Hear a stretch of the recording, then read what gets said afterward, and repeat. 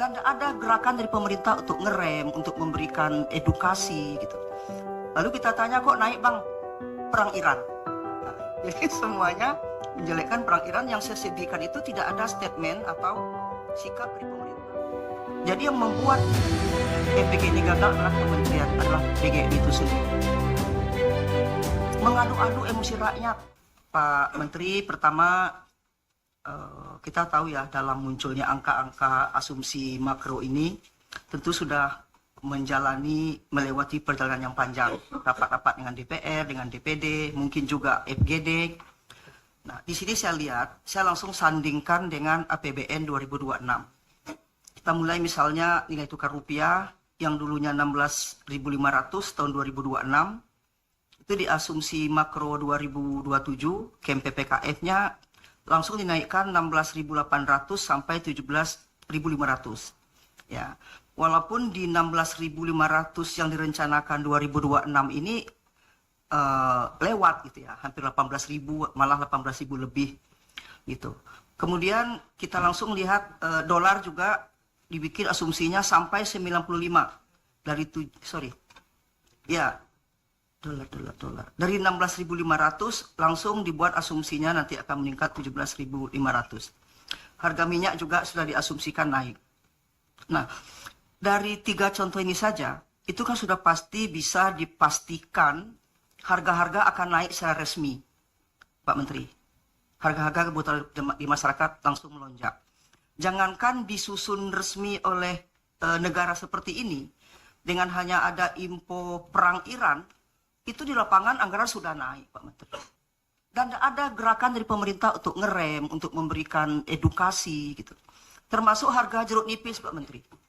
Yang biasanya 3.000, sekarang satunya menjadi 5.000. Lalu kita tanya, kok naik bang perang Iran? Nah, jadi semuanya menjelekkan perang Iran. Yang saya sedihkan itu tidak ada statement atau sikap dari pemerintah. Tadi saya berharap dari BI ya, karena dia mengatur laju inflasi, mengatur sistem pembayaran juga. Tapi itu tidak ada.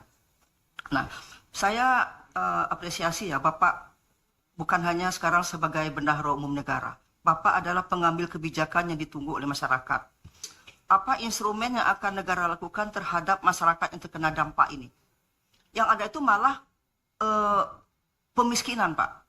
Nasabah-nasabah Umi Mekar yang semula dapat PKH, sekarang di-cut itu, dikurangi mereka dari daftar PKH. Karena dianggap sudah makmur. Padahal mereka hanya pinjam 2 sampai 10 juta. Kemudian saya apresiasi Pak Menteri, walaupun belum sampaikan ke kami, di media Pak Menteri sudah ngomong akan membentuk bank UMKM. Ya.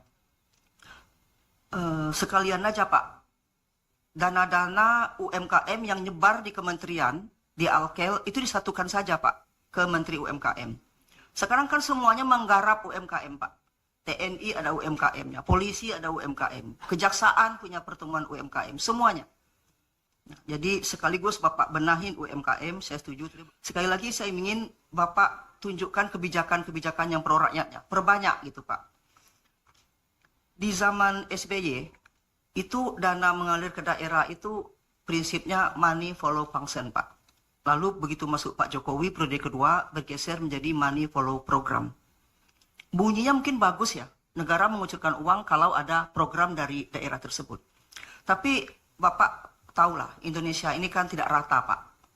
Ada banyak bupati dan kepala daerah yang juga SDM-nya karena punya uang banyak lalu terpilih gitu. Nggak cakap membuat program-program. Dan juga seperti Jambi misalnya Pak, kami punya 8 DPR RI. 4 itu numpuk di Komisi Energi. Tidak ada di Komisi Pendidikan, tidak ada di Komisi Kesehatan, apalagi Komisi 11 Keuangan Perbankan. Akibatnya, program yang di pusat ini akan terfokus ke beberapa provinsi. Yang pertama, ada menterinya dari sana. Orang Jambi tidak ada jadi menteri, Pak. Ya. Orang Padang dulu kami harap tetangga kami sekarang juga paling wamen ya. Yang paling banyak itu mungkin Kampung Pak Tamsil gitu. Sulawesi. Jadi dirjen juga tidak ada gitu. Jadi ketika kuenya dibagi, belum selesai rapat diketuk, mereka udah nelpon ke bupatinya Pak, susun program ini. Sehingga dengan bergesernya follow function ke follow program, itu merugikan daerah-daerah pertama yang tidak punya DPR RI yang banyak. Kami cuma 8. Yang kedua, yang tidak punya menteri yang ada di dapilnya. Jadi tidak adil kalau diteruskan pada pemerintahan Pak Prabowo ini. Menurut Bapak, perencanaan Bapak 2025 dulu sukses nggak? MBG Bapak bermasalah, kooperasi desanya sampai sekarang Pak di Jambi itu baru jalan 2. Kami punya 11 kabupaten kota ya. Yang 2 ini juga belum memakai gedung itu. Bapak tahu kan ada 222 unit yang dibangun oleh APBN. Melalui Menteri PUPR. Saya catat Pak, di Jambi tidak satu pun yang dibangun Menteri PUPR ini yang jalan. Mangkrak semuanya. Sekarang mereka malah dihajar gitu. Dihajar, dibangunlah emosional penonton TV oleh, maaf ya saya sebut aja salah satu pimpinan dari BGN, tiap hari lah sidak-sidak ya. Ini apa ini? Dapurnya jelek, semuanya jelek, suspend. Lalu dinaikkan ke TV. Orang yang tadinya nggak tahu tentang SPPG yang jelek begitu, rakyat jadi tahu Pak. Jadi yang membuat MBG ini gagal adalah BGN itu sendiri. Mengadu-adu emosi rakyat. Jadi saya minta maaf kalau saya katakan perencanaan Bappenas 2025 yang berjalan 2026 ini belum berhasil. Mohon dievaluasi, kalaupun mau di stop, saran saya jangan terlalu menghajar yayasan yang berbuat baik begitu. Prabowo aja bilang Pak, yayasan yang membangun itu pahlawan merah putih. Tetapi kenapa Ibu Nani bilang dikit-dikit suspend, dikit-dikit salah, dikit-dikit ini? Dia yang gagal memanage di atas, mengadu-ngadu emosi rakyat lewat televisi. Nah, karena kena demo kan, tunggu aja karma berlaku kata apa tadi. Kita sayang Pak sama pemerintahan ini. Cukuplah Gus Dur yang dijatuhkan ya, Pak Soeharto dijatuhkan. Jangan sampai Pak Prabowo dijatuhkan. Tinggal 3,5 tahun lagi Pak. Kalau nggak mau dengan beliau, jangan dipilih 2029 nanti gitu. Dan tugas terberat ada pada Bapak sebagai Kepala Bappenas. Saya berharap perencanaan ke depan perhatikan suara-suara kami di DPD ini. Kami tidak ada kepentingan Pak, nggak direm-rem partai kalau ngomong. Semuanya adalah real kondisi di daerah.